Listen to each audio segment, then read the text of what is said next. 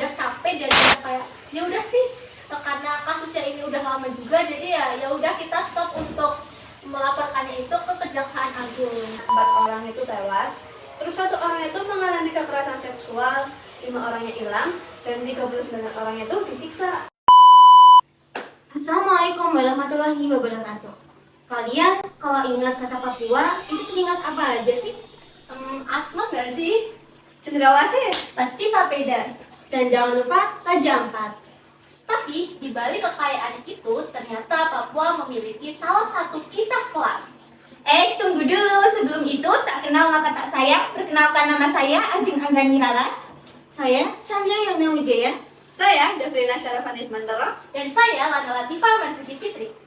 Di podcast Nera ini, kami akan mengupas secara tuntas mengenai Wasion 2001.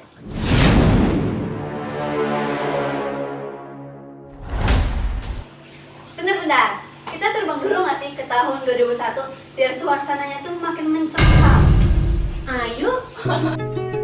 She was a fairy.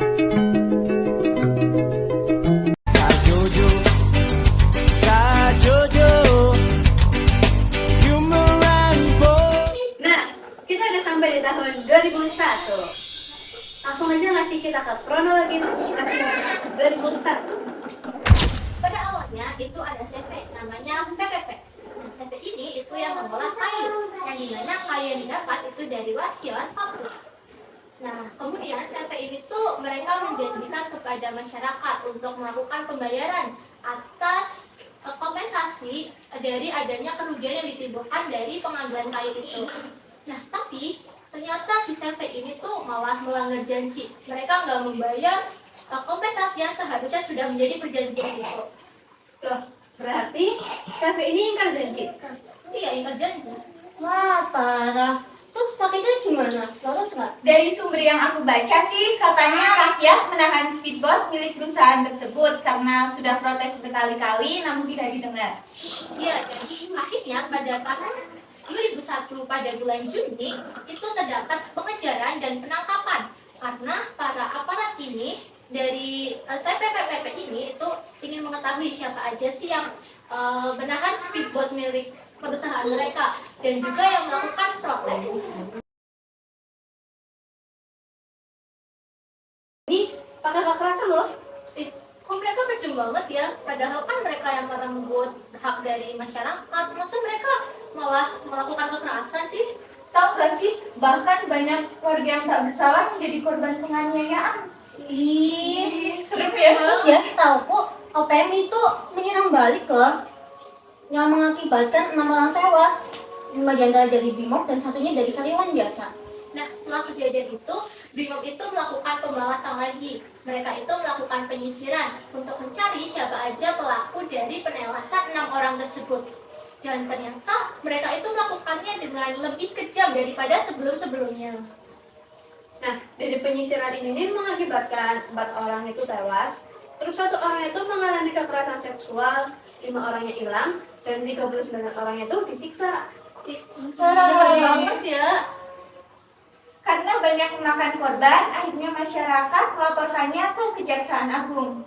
Nah, mereka itu kan melaporkannya ke Kejaksaan Agung dari 2001 sampai 2014. Sampai akhirnya tuh nggak ada tanggapan yang sekiranya itu serius dari Kejaksaan Agung ke masyarakat. Hingga akhirnya masyarakat itu kayak udah capek dan udah kayak ya udah sih, karena kasusnya ini udah lama juga, jadi ya udah kita stop untuk melaporkannya itu ke Kejaksaan Agung. Tapi lama banget ya sih.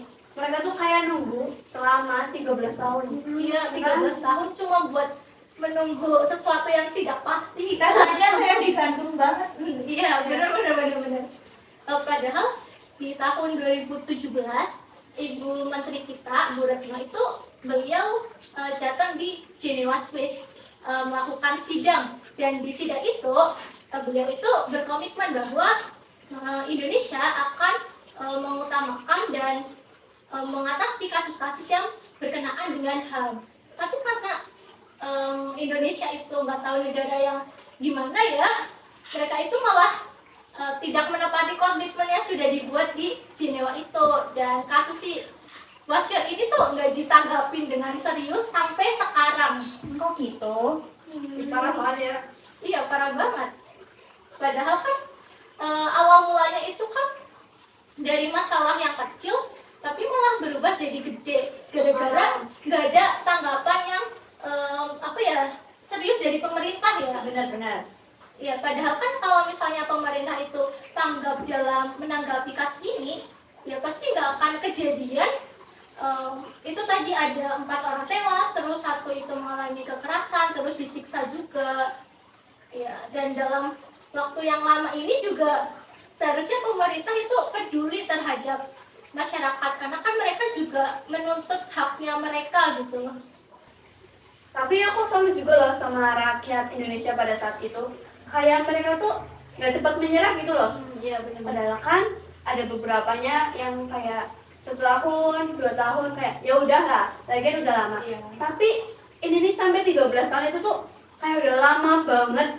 Ya nggak sih? Iya, kayak mereka masih kokoh gitu ya. Iya. Keren banget. Patut diapresiasi.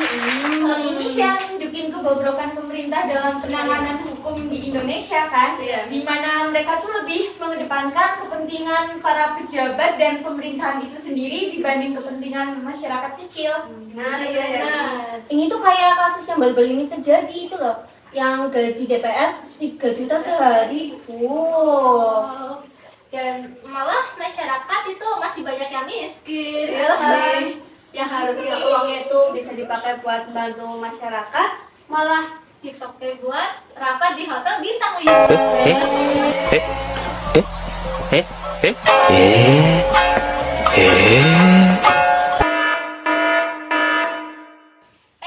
Udahan dulu yuk rusinnya, kita lanjut ke pembahasan awal. Yuk balik ke 2025.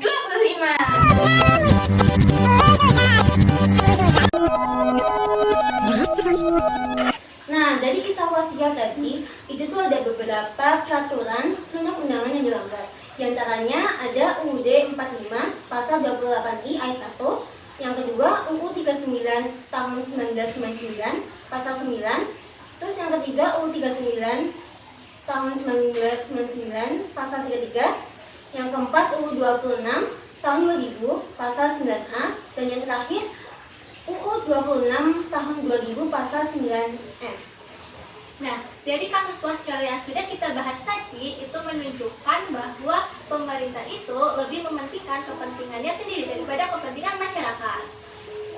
kita juga sudah membahas tentang peraturan perundang-undangan yang dilanggar oleh wasiat itu.